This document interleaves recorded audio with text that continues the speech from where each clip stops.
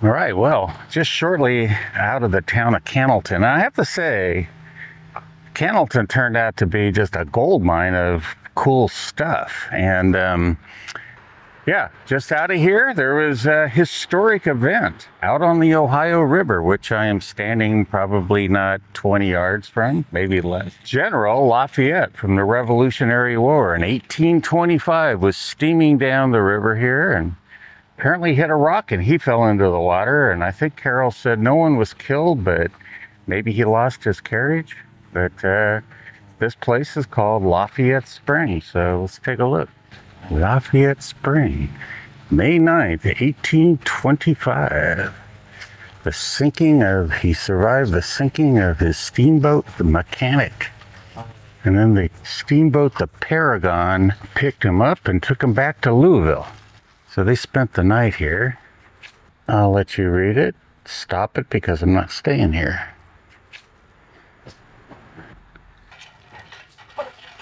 Let's see, Carol's trying to get the water to go. And guess what? I don't think you got any suction going there. No, sometimes you have to prime it. No, I know. That's why I keep cranking away at it.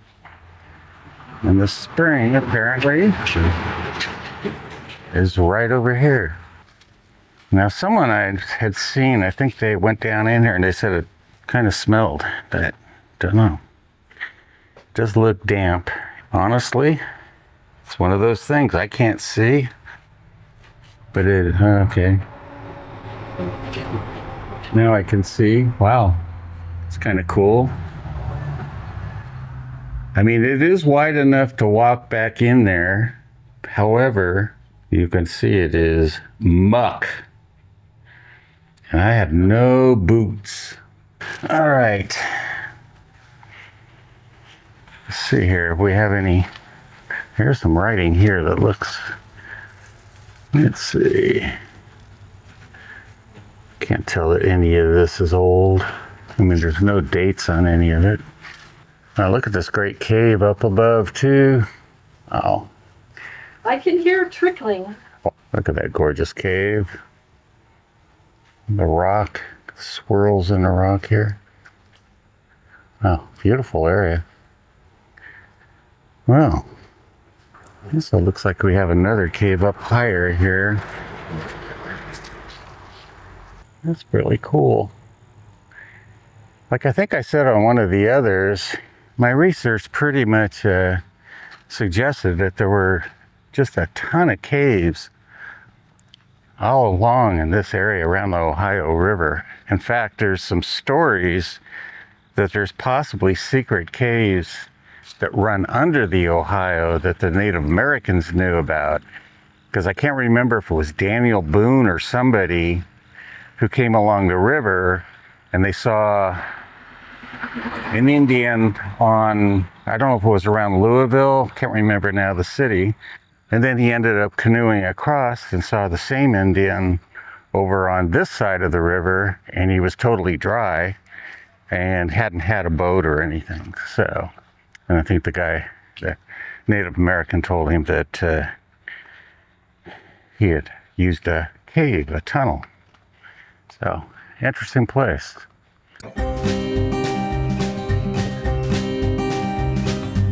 Basin Landing Lighthouse. All right, so the only reason we drove up this way, because our road is back the other way, because of this bizarre house.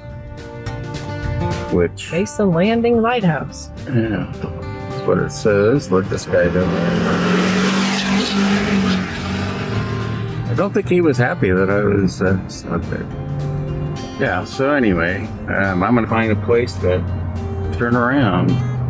This was actually, I found on Google Maps, this little castle thing, which probably wasn't worth the gas that I used to get here. I haven't seen these very often, but hopefully you'll be able to see the side of the barn straight ahead. Old Pouch Tobacco. Of course, that looks like a pretty... It's been kept up. Kept up sign. That is very historic. I don't know what city we go through today. Or where. We're heading to New Albany, right? New Albany? Okay. We are in the town of New Albany. I think we're still Indiana. I know we've changed time. We lost an hour. But going in the library here, and they're supposed to have an interesting exhibit down in the basement. So we're going to go in and take a look. All right, so this is a Yenawhine exhibit. No information here, and I didn't read about it. But apparently, this guy and his wife just made all these little dioramas. So here's the family farm. Excuse me, also I noticed wheat threshing, and they are animated at least. There you go. Oh, okay. Wonder that. So these are kind of timber activity guys. Yeah, I don't remember the story now, so I may have to overdub a story here.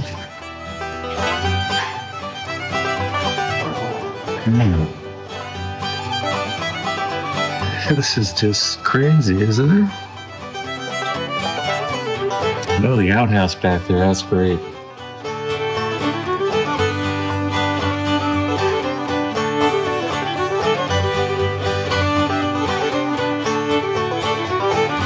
I wasn't going to do them all, but there's not as many actually as I thought there were.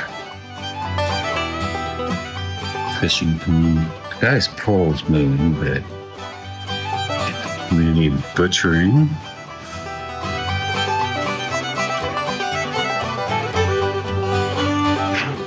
Maple sap collection.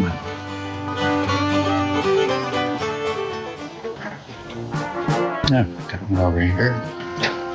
Man, carnivals. Muscle Man act back there. Ooh, the dance review. Ooh. Band. This is not either working or. I mean, I don't know who tries to maintain all this stuff.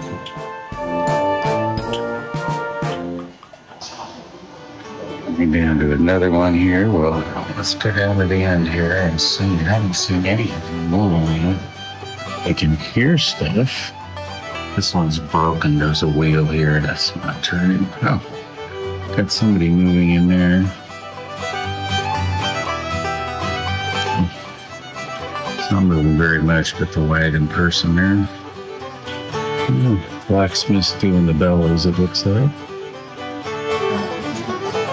Barber shop, I guess. Yeah. So Merle Yenawhine was born about 10 miles from here in Georgetown, Indiana in 1887. He did pass in 1968. But this exhibit is apparently a reflection of his memories as a child growing up in the late 19th and early 20th century. One last one. Oh, children's outdoor meal. I read where he started making dioramas in 1944 for his kids at Christmas time. But when he retired from the railroad in 1953, he embarked on creating these memories. So the buildings are made of plywood and the figures are carved from pine or poplar, and they take about 15 minutes each. In 1963, I guess he decided to do something with them and gave some to the family and sold some to collectors and such. But the library got this memories collection for all of $800. But if you're in the area, it's a wonderful place to visit and it's free. Yeah, we just left the New Albany Library with all the crazy little figurines, dioramas or whatever, I don't know what you call them. And thought I'd show you the bridge here in front of us. That goes over to Louisville, Kentucky. So now we're going to be driving down the old street here. When we were driving in, it looked like it could be kind of cool. So we're turning on our little cameras.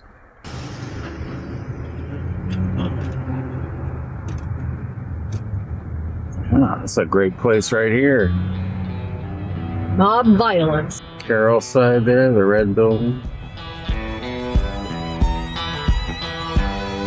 Ah, these buildings are awesome. One of the things, reasons we like coming through this town too, is it's got this great row of mansions here. I know, this is New Albany, Indiana.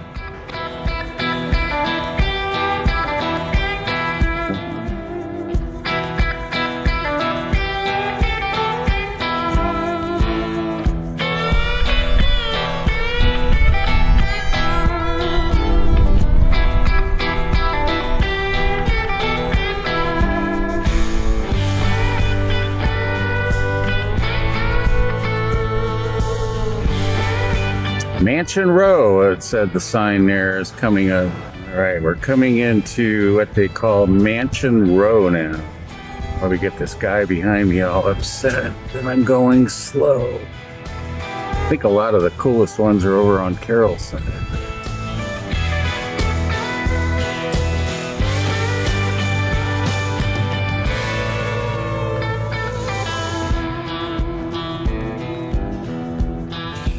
Look at this one that Carroll's got now.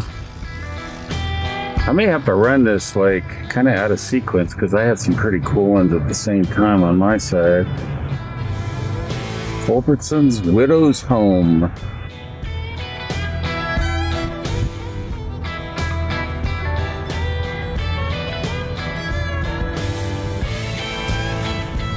Look at these places. Carroll's got, like I said, Carroll's got the big ones on her side. Here's Culbertson's. Let me just pull over and let this guy go by. Crossing.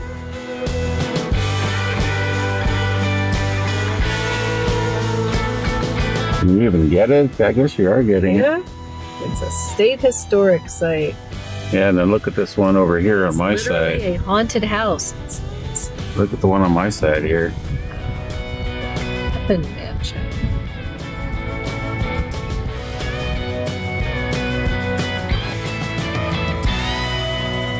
The Episcopal Church. Parish house. What is that? Is that the parish house? Oh. And offices.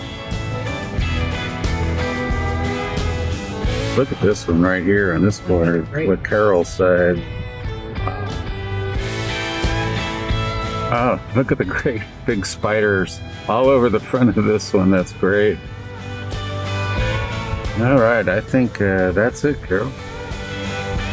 Well, that was what they call it Mansion Row.